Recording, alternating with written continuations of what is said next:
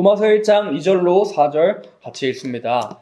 이 복음은 하나님이 선지자들로 말미암아 그의 아들에 관하여 성경에 미리 약속하신 것이라. 이 아들로 말하면 육신으로는 다윗의 혈통에서 나셨고 성결의 영으로는 죽은 가운데서 부활하여 능력으로 하나님의 아들로 인정되셨으니 곧 우리 주 예수 그리스도시니라. 아멘. 로마서 1장에서 말씀하고 있는 것들이 뭐냐면, 로마서 1장에서 말씀하고 있는 것, 이 복음은 2절에 이 복음은 하나님이 선지자들로 말미암아 그의 아들에 관하여 뭐라고 되어 있어요? 성경에 미리 약속하신 것이라. 우리가 받은 복음은 갑자기 이렇게 띵하고 이렇게 이루어진 것도 아니고 선지자들을 미리 보내셔가지고 약속하신 그 복음 그대로 예수님께서 이 땅 가운데 오셨고, 선지자들로 기록하게 하신 그대로 예수님께서 사셨고, 선지자들로 기록하게 하신 그대로 죽으셨고, 선지자들로 기록하게 하신 그대로 뼈를 꺾지 않고 돌아가셨고, 선지자들로 기록하게 하신 그대로 살아나셨다가 이 3일 만에 살아나셨다가 부활하시고 승천하셔서 성경을 우리 가운데로 내어주신 그런 것들이 모두 성경에 미리 약속하신 그대로 이루신다 이거죠.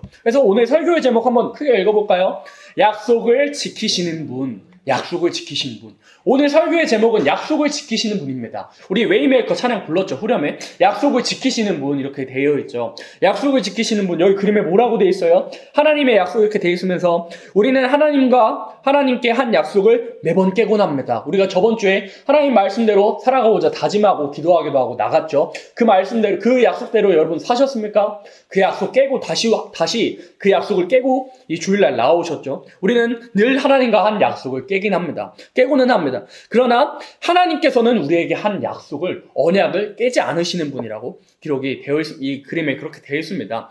이번 연도에 하나님 앞에 약속한 우리들의 2024년 목표가 있습니다. 제가 찍어왔는데요. 우리 연성이는요, 어떤 목표를 세웠냐면, 너의 행사를 여호와께 맡기라. 그리하면 내가 경영하는 것이 이르리라. 행사를 여호와께 맡기고 있습니까?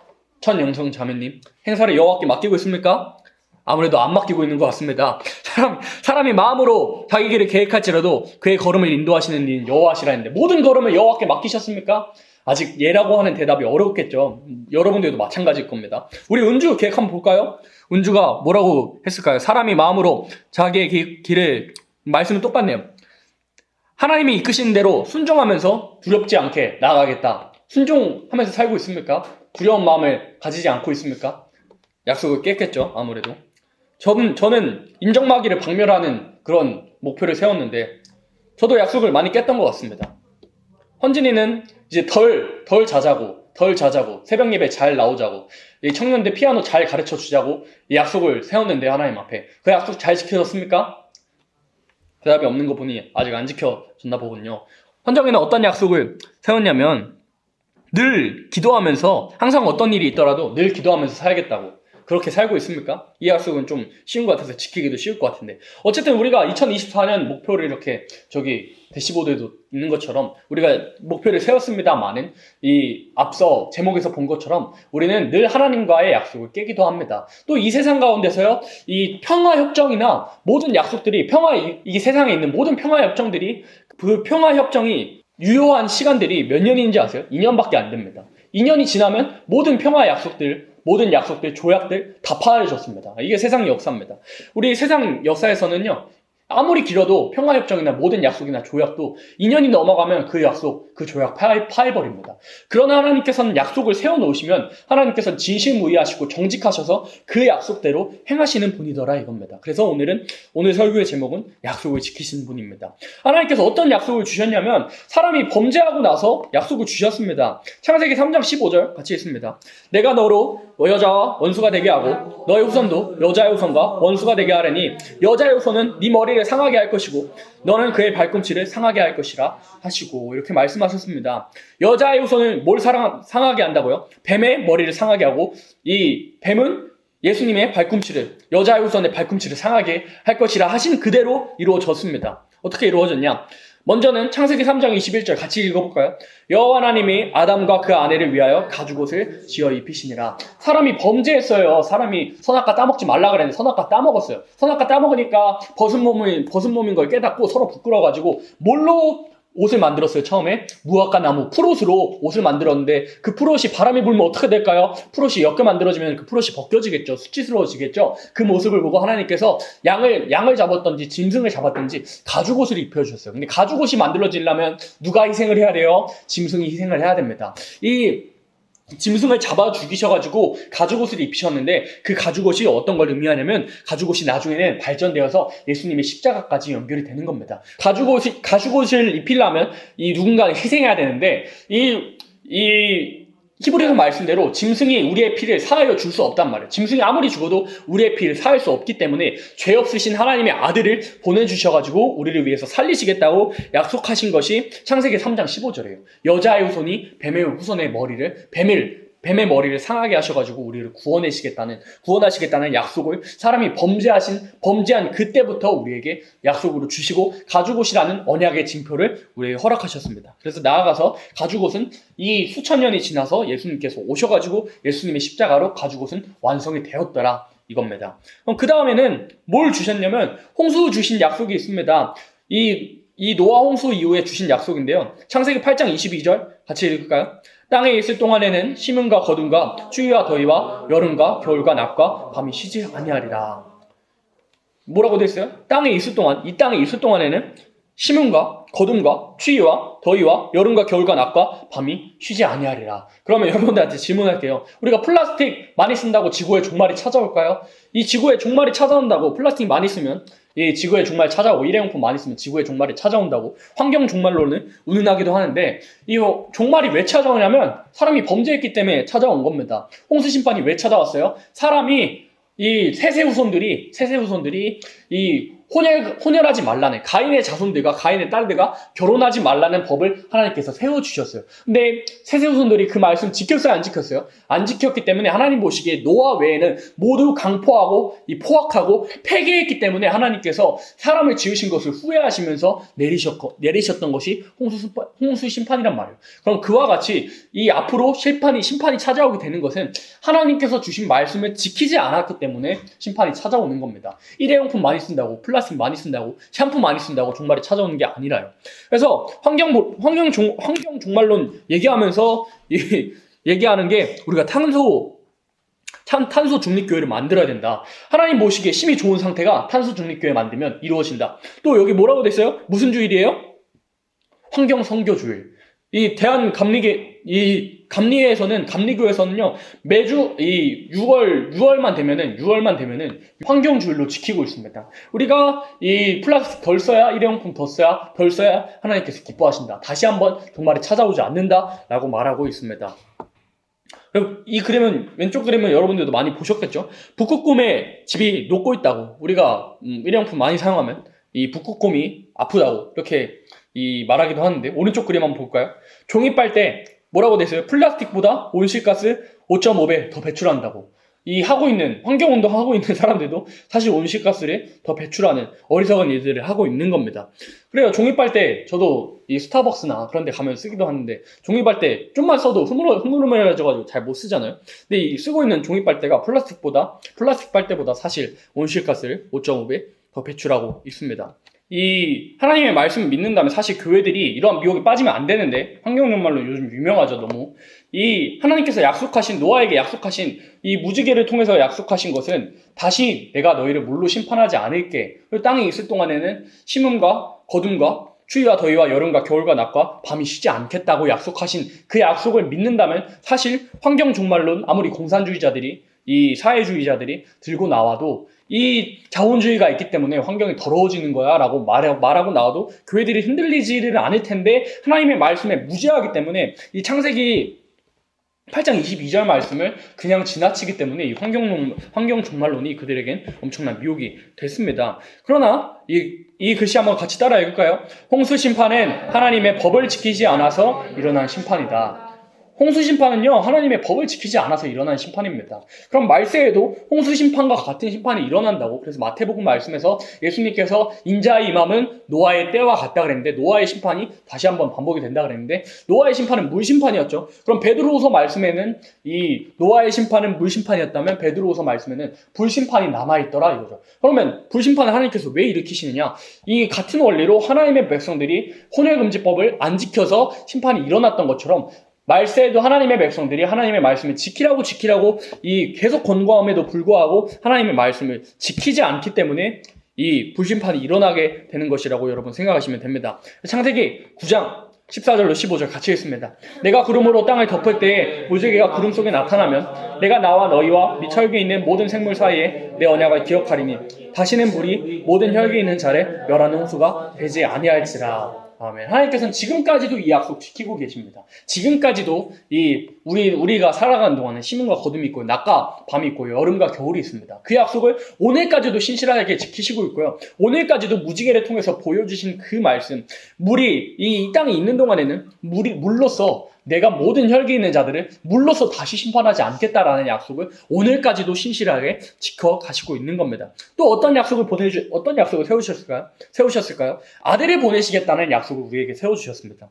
이사야 7장 14절 같이 읽습니다. 그러므로 주께서 친히 징조로 너희에게 주실 것이라. 보라, 처녀가 잉태하여 아들을 낳을 것이요 그 이름을 임마누엘이라 하리라. 이렇게 말씀하셨습니다. 이 약속을 어떤 때 해주셨냐면, 아하스라고 엄청 악한 유다 왕이 있었는데, 그 이스라엘 왕에게, 악한 아하스라는 왕에게 이 하나님께서 선지자를 보내셔가지고, 이사야라는 선지자를 보내셔가지고, 왕이시여 징조를 구하랍니다 라고 했는데, 아하스 왕이 어떻게 말하냐면, 나는 하나님을 시험하지 않겠습니다. 어찌 내가 하나님을 시험할 수 있겠습니까? 라고 말하지만, 하나님께서는 징조를 보여주시겠다고 약속했는데, 그 징조가 무엇이냐면, 처녀가 잉태하여 아들을 낳았겠다. 그 이름을 임마누엘이라 하리라. 임마누엘의 이름의 뜻은 하나님께서 우리와 함께 하신다라는 뜻입니다. 그래서 하나님의 임마누엘의 약속, 아들을 보내주심으로 말미암아서, 하나밖에 없는 아들을 보내주심으로 말미암아서 내가 너희를 사랑하고 너희와 함께 하는 것을 그 증거로 보여줄게 하는 그런 약속을 세우셨습니다. 그래서 하나님은요, 우리 가운데서 우리는 약속을 건성으로 짓기도 하고, 다음에 밥 한번 먹자라는 약속 한 번씩은 해본 적 있으시죠? 다음에 밥 한번 먹자 해놓고 약속 지킨 적 있다? 한번 손 들어보세요.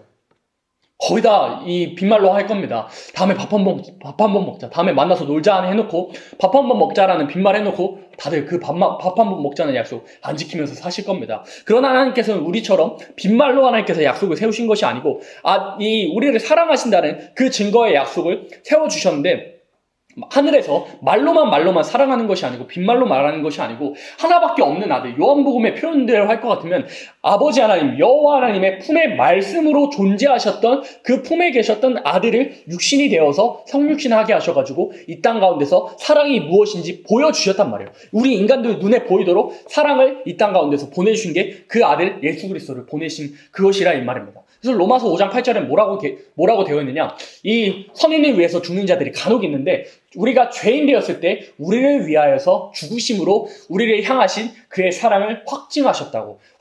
그러니까 하나님의 이 약속의 확증은 아들을 보내주신 사랑이었더라 이겁니다. 근데 그 아들이 어떻게 사셨느냐? 스가랴 9장 9절 같이 읽어봅니다. 시온에 따라 크게 기뻐할지어다. 예루살렘에 따라 즐거이 부를지어다. 보라, 네 왕이 내게 임하나니 그는 공의로우며 구원을 베풀며 겸손하여서 나귀를 타나니 나귀의 작은 것 곧 나귀 새끼니라.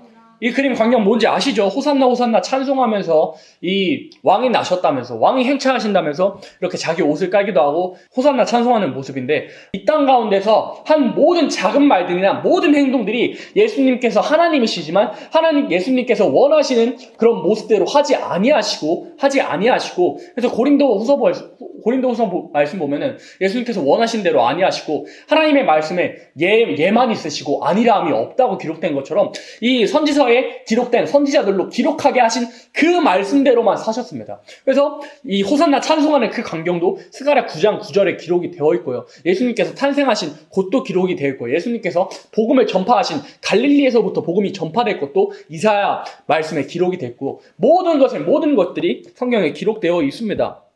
예수님께서 돌아가신 것도 어떻게 모습이라는 것도 기록이 되어 있죠. 그가 찔림 우리의 허물이 남이고 그가 상함은 우리의 죄악을 내함이라. 그가 징계를 받음으로 우리가 평화를 누리고 그가 채찍에 맞음으로 우리가 나음을 입었도다 하신 모든 말씀들이 이 성경에 기록이 되어 있는 겁니다. 그래서 이 성경에 기록된 대로 선지자들로 기록하게 하신 대로 이 예수님의 뼈를 꺾지도 않고 부자의 무덤에 들어갈 것과 이 살아나실 것과 이 부활 승천하셔서 성령을 보내실 것까지 모두 성경의 선지자들로 기록하게 하셨더라 이겁니다. 그래서 아모스 3장에 보면 주 여호와께서는 당신의 비밀을 그 종 선지자들에게 나타내지 않고서는 행하심이 없으리라고 말씀하신 거예요. 그럼 예수님께서도 그 아모스 3장의 근거로, 아모스 3장의 그 말씀의 근거로 예수님께서 행동하실 때에도 이 작은 말을 하실 때도 행동하실 때도 선지자들로 기록하게 하신 행동들대로만 기록하게 하신 약속대로만 예수님께서 움직이셨더라 이겁니다. 그래서 하나님께서는 약속을 신실하게 지키신 분이라 아들을 보내주시겠다는 약속과 아들을 이렇게 살게 하시겠다는 그러한 약속을 신실하게 예수님의 삶을 통해서 지켜내셨더라 이겁니다. 그래서 우리를 향하신 사랑을 확증하셨습니다. 또한 우리에게 주신 선지서의 말씀을 통해서 알 수 있는 약속, 심판하고 평화를 주시겠다는 약속이 있습니다. 이사야 66장 6절 같이 읽습니다. 헌하는 소리가 성읍에서부터 오며 목소리가 성전에서부터 들리니 이는 여호와께서 그 대적에게 보응하시는 목소리로다. 아멘. 이 이사야 66장 6절에 헌화하는 소리가 성읍에서부터 나온대요. 헌화하는 소리가 무슨 뜻인지 알아요? 헌화가 무슨 뜻이에요? 헌화. 시끄럽게 떠든다는 뜻이에요. 시끄럽게 떠든다. 시끄럽게 떠든다는 뜻인데 시끄럽게 떠드는 소리가 어디에서부터 들린다 그랬어요? 성읍에서부터 들린다. 성읍이 쉽게 말하면 여러분들 쉽게 생각하면 성전이라고 생각하시면 됩니다. 교회에서부터 시끄럽게 떠든대요. 즐거워서 시끄럽게 떠드는 게 아니라 이 목소리가 성전에서부터 들리는데 여호와 하나님께서 그 대적에게 보응하시는 소리라 그랬는데 우리의 대적에게 보응하시는 게 아니라 하나님의 대적이 여러분들이라 이 말입니다. 하나님의 대적이 하나님을 섬긴다 하고 교회를 다닌다 하는 사람들이 하나님의 대적이 돼서 떠드는 소리가 이 성전에서부터 들린 겁니다. 그럼 이 떠드는 소리가 신난다고 떠드는 소리가 아니고 죽는다고, 나 죽겠다고 떠드는 소리가 교회에서부터 일어날 것을 이사야 66장 6절에 말씀하셨는데 이에 대해서 베드로후서에서 설명하실 때 뭐라고 말씀하시냐면 이 하나님의 심판이 하나님의 집에서부터 시작할 때가 되었나니 이렇게 말씀하십니다. 이 이사야 66장 6절의 말씀대로 베드로후서의 말씀에서는 하나님의 심판이 하나님의 집에서 하나님의 집이 어디예요? 교회죠. 예배당에서부터 교회에서부터 심판이 시작될 것을 말씀하셨고 실제로 구약 이스라엘 역사에서 시체들이 이 갈대아 사람들이 일어나가지고 바벨론 사람들이 일어나서 제일 먼저 쳐가지고 시체를 쌓아두게 한 곳이 실제로 성전이었습니다. 성전에서 제사장들의 시체가 성전에서 하나님의 백성들의 시체가 쌓여져 갔습니다. 이와 같이 동일하게 반복이 되어가지고 하나님의 말씀 안 듣다가는 심판하실 때가 되면은 교회에서 우리가 예배드리는 이 장소에서 우리가 하나님의 말씀 안 들으면 여러분들의 시체가 여기 나뒹굴 겁니다. 실제로 구약 이스라엘 백성들의 역사에서 이 바벨론 사람들 일으키셔가지고 성전에서부터 시체가 쌓인 것이 반복이 되더라 이겁니다. 그래서 베드로전서 4장 17절 같이 있습니다. 하나님의 집에서 심판을 시작할 때가 되었나니 만일 우리에게 먼저 하면 하나님의 복음에 순종치 아니하는 자들의 그 마지막이 어떠하며 하나님의 집에서 심판을 시작할 때가 됐다고 그랬습니다. 하나님의 집에서 심판을 시작할 때가. 그래서 심판할 때가 정말 가까운 때를 우리가 살고 있습니다. 그럼 우리가 어떻게 돼서 하나님의 백성들이 구약 이스라엘 백성들이 어떻게 해서 심판에 당했냐면 역대하 36장 16절로 17절 같이 있습니다. 그 백성이 하나님의 사자를 비웃고 말씀을 멸시하며 그 선지자를 욕하며 여호와의 진노로 그 백성에게 미쳐서 만회할 수 없게 하였으므로 하나님이 갈대아 왕의 손에 저희를 다 붙이심에 저가 와서 그 정선에서 칼로 청년을 죽이며 청년 남녀와 노인과 백발노음을 긍휼히 여기지 아니하였으며 이렇게 말씀하셨습니다. 하나님께서 심판하신 이유가 무엇이냐? 이 하나님의 백성들이 이사야 1장에 보니까 예배가 부패됐어요. 뭐만 받는 예배가 됐다 그랬어요? 마당만 받는 예배가 되고 하나님 앞에 나오긴 나왔는데 하나님 앞에 마치 인사하듯 사람과 사람 사이에서 인사하듯 얼굴만 보이러 나오는 예배, 얼굴만 비추고 대충 드리고 핸드폰 만지면서 드리고 졸면서 드리고 시간 늦게 드리면서 하나님 그래도 나왔습니다 하는 예배를 드려서 이 하나님 보시기에 하나님의 백성들이 부패하였더라 이거죠. 또 하나님을 믿는다는 사람들의 모습이 어떤 모습과 같이 되었냐? 사람을 죽이는 살인자의 모습과 같이 되었고 창기들 몸을 파는 사람들의 모습과 같이 되었더라고 이사야 1장에서 기록하게 하셨습니다. 하셨습니다. 우상이 가득해서 하나님 보시기에 우상이 너무나도 가득해서 하나님의 백성들이 너무나도 부패하여서 이사야로부터 말라기까지 하나님께서 또 후기 선지자들뿐만 아니라 전기 선지자, 이 하나님의 말씀을 기록하지 않는 선지자들을 끊임없이 보냈음에도 불구하고 이 역대하 36장 16절의 말씀을 보니까 사자를 보냈는데, 선지자를 보냈는데 뭐라고 돼 있어요? 하나님의 사자를 비웃고 말씀을 멸시하고 그 선지자를 욕하여 여호와의 진노로 그 백성에게 미쳐서 하나님의 진노가 만회할 수 없게 되었다. 실제로 하나님의 사자를 비웃고 멸시하고 죽이기까지 했습니다. 하나님의 종 이사야가 어떤 죽임을 당했는지 여러분 아세요?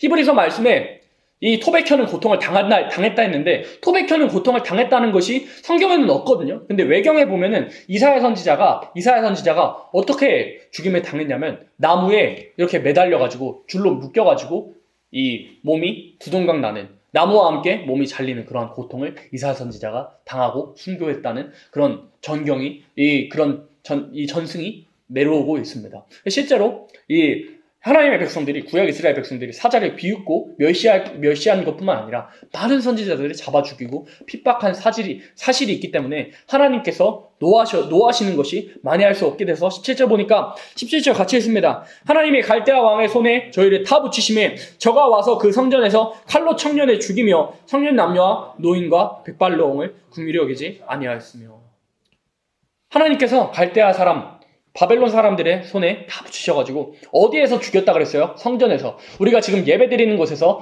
청년을 칼로 죽이고, 청년 남녀와 남자 여자 할 거 없이 남녀노소 다 죽이시고, 백발노홍 노인들, 백발들을 이 궁일이 여기지 아니하시는 심판을 베푸셨더라 이겁니다. 우리가 하나님의 말씀을 전하는 설교자들의 말씀이 세다고 생각하는데, 설교자의 말투보다 억양보다 사실 더 센 게 하나님 말씀이거든요. 하나님 말씀은 선지서에 어떻게 돼 있냐면, 하나님 말씀 안 들으면 너희 얼굴에 똥칠할 거야 라고 되어 있습니다. 말라기 말씀 여러분 읽어보시면요, 하나님 말씀 안 들으면 너희 제사장들의 얼굴에 똥칠할 거야 라고 진짜 기록이 되어 있습니다. 너희 얼굴에 똥칠할 거야. 똥칠해가지고 많은 사람들로 너희들 부끄럽게 할 거야 라고 말라기 성경에 기록하게 하셨습니다. 제사장들아, 내가 너희 얼굴에 똥칠할 거야 라고 기록하게 하셨다니까요. 또 이사야 말씀의 표현에 보면, 너희 내 말 계속 안 들으면, 예배 똑바로 안 드리면, 우상 안 버리면은, 돈만 바라보고 살면은 내가 너희를 어떻게 할 거냐면 너희 자녀들을 반석에 메어칠 거야 라고 말씀하십니다. 반석에 메어칠 거야.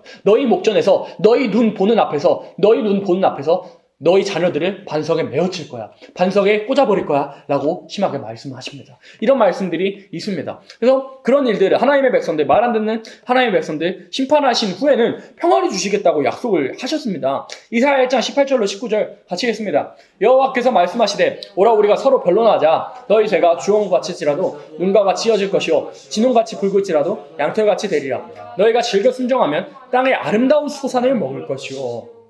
아멘. 이사야 1장 18절에 뭐라고 되어 있어요? 우리의 죄가 주홍같이 붉고 정말 패역한 죄를 범한다 할지라도, 하나님, 난 하나님께 용서 못 받을 것 같아. 난 죄 너무 많이 지었어. 라고 해도 하나님께는 나오기만 하면, 예수 이름 의지해서 하나님 잘못했어요 라고 말하기만 하면 눈과 같이 치워주고, 진홍같이 붉을지라도, 우리의 죄가 너무나도 많을지라도, 구름같이 빽빽할지라도 하나님 잘못했습니다 하고 예배로 나오면, 하나님께로 나오면 눈과 같이 치워주고 양털같이 된다고 말씀하셨습니다. 19절 말씀에 너희가 즐겨 순종하면 땅의 아름다운 소산에 먹을 것이요 라고 말씀하십니다. 우리가 그러니까 이사야 1장을 볼 때 이 즐겨 순종한다는 이 상태가, 이 패역한 상태를 부정하는 게 아니에요. 우리가 이미 패역하였지만 하나님 앞에 회개하고, 하나님 나 잘못했습니다. 지금까지 내가 헛되게 살았습니다. 내 마음대로 살았습니다. 예배 똑바로 안 드렸습니다. 폰 보면서 예배 드렸습니다. 시간 안 지키면서 예배 드렸습니다. 딴 생각하면서 딴짓하면서 예배 드렸습니다. 졸면서 예배 드렸습니다. 지각하면서 예배 드렸습니다. 하나님 잘못했습니다. 또 내가 우상 섬기며 살았습니다. 이 세상의 헛된 명예, 땅의 모든 것들을 쫓아오며 살았습니다. 하나님 그러나 죄송합니다. 내가 그대로 살지 않겠습니다 라는 마음으로 가지고 나오면 우리의 죄가 구름같이 빽빽할지라도 하나님께서 희게 하여 주실 것이고, 19절의 말씀대로 그 말씀에, 하나님의 선지서의 말씀에 즐겨 순종하기만 하면 땅의 아름다운 소산을, 땅의 축복, 새 시대의 축복을, 아름다운 축복을 받을 것이고, 뒷구절의 20절 말씀에 보면 즐겨 순종하지 아니하면 칼에 삼키울 것이라 이는 여호와의 말씀이니라 라고 말씀하신 겁니다. 그래서 선지서의 말씀을, 우리가 예언의 말씀을 쉽게 6글자로 뭐라고 하냐면 심판의 다림줄, 다림줄이라고 하는데, 심판의 다림줄이라고 하는데, 이 목사님 통해서 너무 많이 들었겠지만, 심판의 다림줄이 쉽게 말하면, 한 번, 그 심판의 다림줄이 뭐냐면, 다림줄이 쉽게 말하면 건물이 세울 때, 그 건물을 바르게 하는 추 같은 거예요. 건물을 바르게 하는 추 같은데, 그 건물을 바르게 하는 무게추가 한 번 달아지면은, 그 먹줄이 한 번 채워지면은, 변개할 수가 없거든요. 그와 같이 하나님의 말씀, 이 선지서의 말씀을 들은 다음에는, 선지서의 말씀을 진짜 듣고 다시 전하는 시대에는, 다시 예언하는 그 시대에는 한 번 전하게 되면 번개하는 것 없이 그 말씀에 순종하지 아니하면 다 쓰러지게 되고, 순종하게 되면 살게 되는 것이 이 예언의 말씀, 심판의 다림줄이라는 겁니다. 그래서 그 아름다운 새 시대, 평화를 주시겠다는 그 땅은 어떠한 땅이냐면, 이사야 11장 6절로 9절 읽고 마칩니다. 그때 이리가 어린 양과 함께 거하며 표범이 어린 염소와 함께 누우며 송아지와 어린 사자와 살찐 짐승이 함께 있어 어린아이에게 끌리며 암소와 곰이 함께 먹으며 그것들의 새끼가 함께 엎드리며 사자가 소처럼 풀을 먹을 것이며 젖먹는 아이가 독사의 구멍에서 장난하며 젖된 어린아이가 독사의 굴에 손을 넣을 것이라. 나의 거룩한 삶 모든 곳에서 해됨도 없고 상함도 없을 것이니 이는 물이 바다를 덮은 같이 여호와를 아는 지식이 세상에 충만할 것임이니라. 아멘. 어린 양과 함께 거하고 표범이, 정말 맹수들이 우리들과 함께 장난치고 수 있고 독사굴에 손 넣어도 다침이 없는 그런 아름다운 새 시대를 주시겠다고. 어떤 사람들에게요? 자신의 폐역을 인정하고 내가 범죄하였음을, 부패하였음을 인정을 하고 하나님 잘못했습니다. 다시 하나님의 말씀대로 예언의 말씀 읽고 듣고 지키면서 예배 회복하고 내 삶 회복해서 살겠습니다 라고 한 사람들에게 이 아름다운 소산을 주시겠다는 약속을 이사야 선지자를 통해서 약속하게 하신 겁니다. 그래서 오늘 설교의 제목이 무엇이죠? 하나님께서는 약속을 지키시는 분이더라 이겁니다. 하나님께서는 약속을 세우시고 그 약속대로 이뤄가신 게 신약의 역사고 오늘날까지의 역사입니다. 구약을 통해서 하나님의 약속을 세우시고 구약의 그 약속대로 성취해 나가신 게 성경의 역사고 오늘날 이루어지는 역사인데, 그럼 하나님께서는 어떠한 약속을 세우셨냐? 메시아를 보내주셔서 우리를 회복시키시고 죄를 용서하시겠다는 약속. 이 노아 홍수 후에 이 땅 가운데서, 이 땅에 있는 동안에는 심음과 거둠과 이 추위와 더위와 여름과 겨울이 있겠다고, 이 환경 종말론이 존재할 수가 없다는 그런 약속을 약속을 세우셨기 때문에 환경 종말이 우리에게 아무 미혹이 아닌 겁니다. 또한 메시아를 보내시겠다는 약속과 또한 메시아를 통해서 이 강대한 나라를 이루시겠다는 약속을 세우셨는데, 그 약속이 성취되는 과정을 보면은 심판하시고, 하나님의 말씀 안 듣는 하나님의 백성들 심판하시고, 이 세계를 심판하시고, 이 아름다운 평화의 땅 새 시대를 이루시겠다는 건데, 이미 이 새 시대를 이루는 과정은 하나님의 백성들이 이미 패역하였음을 인정하고 회개하고 순종하는 생명들마다 이 약속을 지켜주셔서 평화의 땅으로 들어가시겠다는 약속을 세우신 겁니다. 그래서 우리는 약속을 저번 주 청년 예배 때 세운 약속도 지키지 못하지만 하나님께서는 오늘 배운 말씀대로 약속을 세우시고 약속을 신실하게 지키시는 분이더라 이겁니다. 그와 같이 약속을 신실하게 지키시는 하나님이 우리 아버지시니까 자녀된 우리들도 오늘 한 주간, 오늘 하루 동안 정말 어떤 약속을 하나님께 세워드릴까라고 약속을 고민해 보시고 그 약속대로 이 다음 한 주간 될 때까지 약속을 깨지 않고 지켜가시는 여러분 되길 원합니다.